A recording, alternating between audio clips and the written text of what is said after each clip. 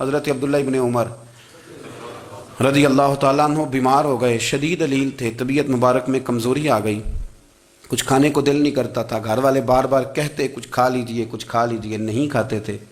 بالآخر حضرت نافع آپ کے غلام تھے، ان سے کہنے لگے کہیں سے مچھلی مل جائے نا تھوڑی سی، میں کھاؤں گا۔ تو کہتے ہیں میں سارے مدینے میں ڈھونڈتا رہا، مچھلی نہ ملی، اگلے دن بھی ڈھونڈی تو نہ ملی، تیسرے دن بھی ڈھونڈی تو نہ ملی، تو فرمانے لگے یار بس چھوٹی سی خواہش ہے، کوئی فرض نہیں ملتی تو رہنے دے۔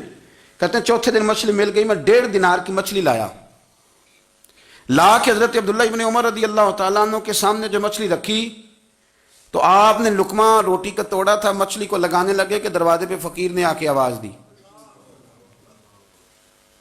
کچھ کھانے کو دو۔ تو حضرت عبداللہ ابن عمر نے روک لیا اور ہنسے۔ کئی دفعہ دے ہم بھی دیتے ہیں پر ہمارا چہرہ دیکھنے والا ہوتا ہے، اتنے ہم غصے میں ہوتے ہیں، دے دیتے ہیں، لیکن جو چھلوٹیں ہوتی ہیں نا چہرے والی وہ گنی نہیں جاتی۔ ہنسے، فرمایا دیکھو میرا اللہ کتنا کریم ہے، وہ مجھے بچانا چاہتا ہے، اٹھا بار دیا جا کے۔ تو خادم اب حکم کا پابند تھا، وہ لیت اللہ تو کر نہیں سکتا تھا، وہ گیا اور جا کے دے آیا۔ فقیر جب سارے محلے سے آٹا اکٹھا کر لیتے ہیں تو پھر ایک جگہ جا کے بیچتے بھی ہیں۔ دے آیا، وہ 2 گلیاں آگے گزرا تو میں پیچھے دوڑا گیا، میں نے کہا سچ بتا کھانی ہے کہ بیچنی ہے؟ وہ کہنے لگا جو بھی سبب لگ جائے کر جاؤں گا، آپ نے دے جو دی ہے۔ تو کہتا ہے میں نے اس سے کہا کہ یہ 1.5 دینار کی میں نے خریدی تھی، اگر تو 2 دینار کی مجھے بیچ دے تو آج کل مچھلی مدینے میں مل نہیں رہی تو میں اپنے آقا کو دے دوں گا، وہ یہی کھائیں گے، بیمار ہیں۔ تو کہنے لگا جی بسم اللہ، مجھے کیا اعتراض ہے، 2 دینار مل رہے ہیں، 1.5 کی مچھلی، اور 1.5 کی بھی کسی نے نہیں خریدنی تھی، اب تو پک گئی۔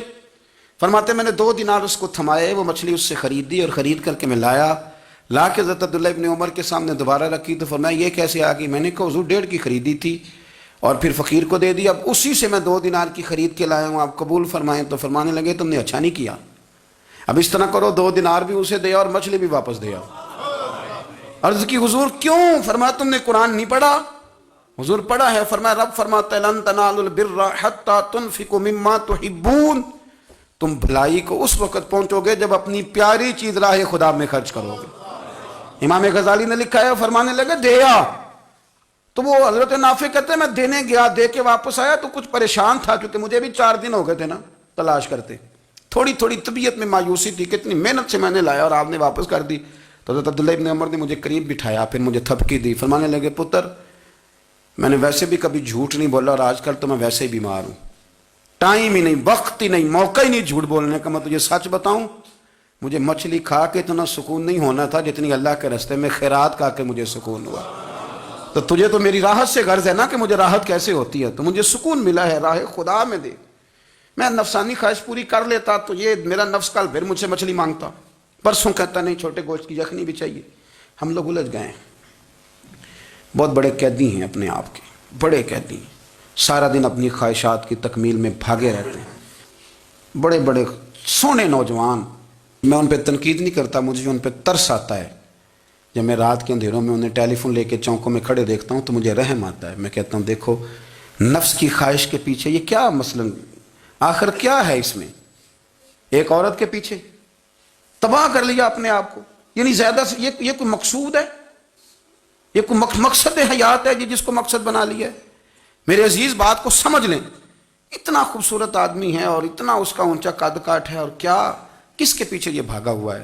بڑا سمجھدار، دانشور، عقل مند آدمی، ذی روح بندہ، لیکن اس کا سٹیٹس آپ یہ ملاحظہ کریں کہ وہ 20-40 ہزار کی خاطر جھوٹ بولتا ہے، دھوکہ دیتا ہے، فریب اور فراڈ کرتا ہے۔ ہم اپنی نفسانی خواہشات کے پیچھے اس طرح بھاگتے ہیں کہ ہم اصل سے رہ جاتے ہیں۔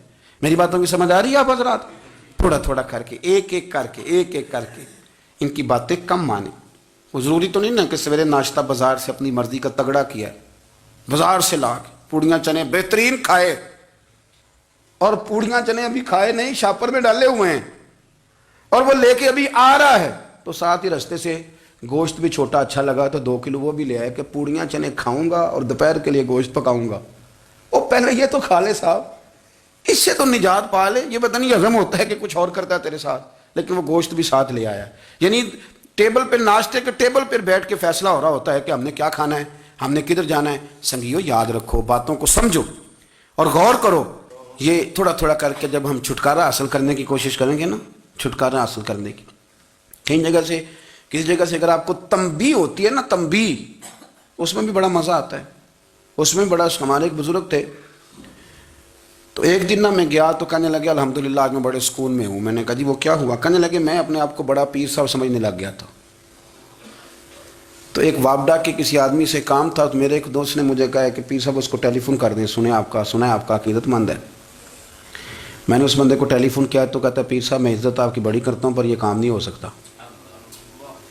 کہتے ہیں جب اس نے مجھے کہا نا تو کچھ بھی نہیں، تو مجھے بڑا مزہ آیا ہے، ورنہ میرا تو نفس پھول گیا تھا. میں تو سمجھتا تھا کہ جو میں کہتا ہوں ویسے ہی ہو جاتا ہے. کہتے اس نے تھوڑا سا نا مجھے لیول میں کیا ہے، مجھے مزہ آیا. یہ لوگ نا اپنے اوپر بوجھ ڈالتے تھے، یہ تھوڑا تھوڑا پیچھے ہٹتے تھے، یہ سمجھتے تھے کہ اس طرح تو ہماری تکمیل رہ جائے گی. صبح سے شام تک اگر اسی نفس کی باتیں مانتے جائیں گے تو خرابی کرے گا. دولت کا نشہ ہے بھائی، دولت کٹھی کرنے والا کسی جگہ سیر نہیں ہوتا. حسن کا نشہ ہے، حسن کا نشہ ہے. حضرت ابوبکر شبلی رحمۃ اللہ علیہ فرمایا کرتے تھے جو تیری بیٹی کو خوبصورت سمجھ کے اس کے ساتھ نکاح کرنا چاہے اسے بیٹی نہ دینا. حضرت جی کیوں؟ فرمایا حسن تو تھوڑے دن کے بعد ختم ہو جائے گا، پھر وہ اس کی قدر نہیں کرے گا، وہ تو کہیں اور منہ مارتا پھرے گا. حضرت ابوبکر شبلی رحمۃ اللہ تعالی علیہ کی بیٹی خوبصورت تھی. ایک نوجوان کہنے لگا میرا نکاح کر دیں. آپ فرمانے لگے پتر تو 1 مہینے کے بعد آنا کر دوں گا. بڑی موٹی تازی خوبصورت صاحبزادی. تو حضرت نے اسے دوائی کھلائی، اسے پخانے لگ گئے. جو پخانہ کرتی ایک مٹکے میں سنبھال دیتے. تھوڑا وقت گزرا تو وہ ہڈیوں کا پنجر بن گئی. مہینے بھر میں دست اتنے آئے کہ کمزور ہو گئی. تو ابوبکر شبلی 1 مہینے کے بعد نوجوان کو بلایا، فرمایا ادھر رات رہا نکاح کروں. بچی دکھائی تو وہ کمزور بستر پہ پڑی. فرمایا شادی کر. کہنے لگا اس سے نہیں میں نے کرنی. فرمایا یہ وہی ہے؟ کہنے لگا جی نہیں. فرمایا تو کہتا تھا مجھے عشق ہے، کدھر گیا تیرا عشق؟ کہنے لگا حضرت صاحب آپ کیسی بات کر رہے ہیں؟ فرمایا ادھر آ. پھر وہ مٹکا جس میں گند رکھا تھا وہاں لے گئے. فرمانے لگے تیرا اس کے ساتھ عشق تھا، یہ ہے تیرا عشق. فرمایا اسے تو میں 4 دن روٹی کھلاؤں گا پھر تندرست ہو جائے گی، لیکن میں دیکھنا چاہتا تھا کہ تو میری بیٹی سے پیار کرتا ہے یا اس کے چہرے پہ آنے والی کچھ وقت کے لیے سرخی سے پیار کرتا ہے، اس لالی سے پیار کرتا ہے جو جوانی کے وقت بچوں اور بچیوں پہ آتی ہے. کس چیز کے دل دادا؟ یعنی کیا مطلب؟ نفس کی غلامی، سراسر غلامی. اور پلٹ پلٹ کے اور بڑے بڑے سیانے بندے چھوٹی سی خواہش کے لیے. بڑا سمجھدار آدمی، بڑا سیانا بندہ. میں ایک بڑے بزرگ عالم تھے، میں ایک دفعہ ملنے گیا تو پائے پکا رہے تھے، خود پائے پکا رہے تھے. تو وہ بڑے پیار کی بات ہوتی ہے نا جی. تو تامت باندھی ہوئی اور بڑی جناب خستہ حالی، اور وہ پائے پکا رہے ہیں. تو میں نے ان سے کہا، میں نے کہا حضرت جی پائے تو کسی اور نے بھی پکا لینے تھے، آپ بخاری لے کے بیٹھتے، چلو میری طرح کا کوئی بندہ آپ سے استفادہ بھی کر لیتا. اب پائے آپ لائیں گے، پھر پکائیں گے، پھر آپ کھائیں گے، تو یہ تو 24 گھنٹے آپ کسی کام میں گزر جائیں گے. تو یہ ایک چھوٹی سی خواہش کے لیے. میں کسی چیز کو حرام نہیں کہہ رہا، قرآن پاک کی جو آیت پڑھی ہے صرف اس کی تفسیر آپ کے سامنے عرض کر رہا ہوں. ہماری خواہشات ماں پالتی ہے، آپ کو نہیں پتا کتنے دکھ سہتی ہے. میں ان ماؤں کو جانتا ہوں جو بیٹے کے حصوں کی مار بھی اس کے ابے سے کھاتی ہیں، مار کھاتی ہیں. وہ ایک خاتون ہے، ایک کان سے سنتا نہیں، میرے پاس ایک دفعہ آئی، کہنے لگی 60 لگ گئی سی، کوئی دعا کر دیں یا کوئی وظیفہ پر، ڈاکٹر کہتے ہیں ٹھیک نہیں ہو سکتے. میں نے کہا باجی صحیح بتاؤ مسئلہ کیا ہے؟ کہنے نہیں کچھ بھی نہیں. مسئلہ کیا ہونا ہے؟ پتر غلط نکل آیا ہے، اس کا باپ روز مارتا ہے. آج میں آگے گئی ہوں تو اس نے ایک تھپڑ میرے کان پہ مار دیے، تو پردہ پھٹ گیا. مائیں مار کھاتی ہیں، لیکن وہ پتر جس کو بڑی محنت سے پالا ہے وہ جوان ہوتا ہے تو اماں سے کہتا ہے تجھے چھوڑ دینا ہے، پر جس لڑکی سے میرا ٹیلی فون پہ رابطہ ہے اسے نہیں میں نے چھوڑنا، وہ نہیں چھوڑ سکتی. ہر شے کچل جاتا ہے. وہ اماں کبھی لیٹ کے رات کو سوچتی ہے کہ یہ تو میری کل کمائی تھی، میں تو آج بھی اس کے حصے کے تھپڑ اپنی گالوں پہ برداشت کر رہی ہوں، تو یہ کدھر گیا؟ اردشیر نام کا بادشاہ تھا. حضرت محدث ابن الجوزی آج سے کچھ 700 سال پہلے لکھتے ہیں.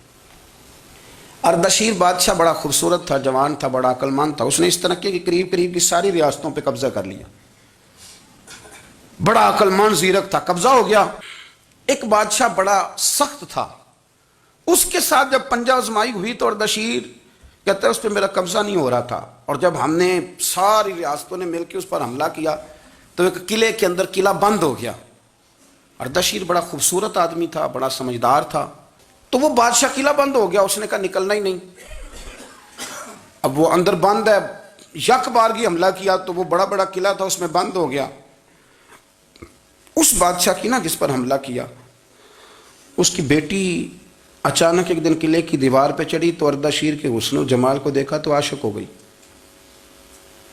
اور اپنے ہی باپ کے خلاف اسے کہنے لگی کہ اگر تو میرے ساتھ شادی کا وعدہ کرے نا تو میں تجھے رستہ بتاتی ہوں حملہ کرنے کا۔ اس نے کہا میرا وعدہ رہا، تو رستہ بتا۔ اس نے رستہ بتایا اس لڑکی نے، اور بادشاہ نے حملہ کیا تو اس کا باپ قتل کیا، اس علاقے پہ قبضہ کیا شادی کے وعدے پر۔ ہاں ہاں، نفسانی خواہش بندے کو اندھا کر دیتی، نہیں سمجھ آتی اس کو میں کدھر جانا ہے، اندھا کر دیتی۔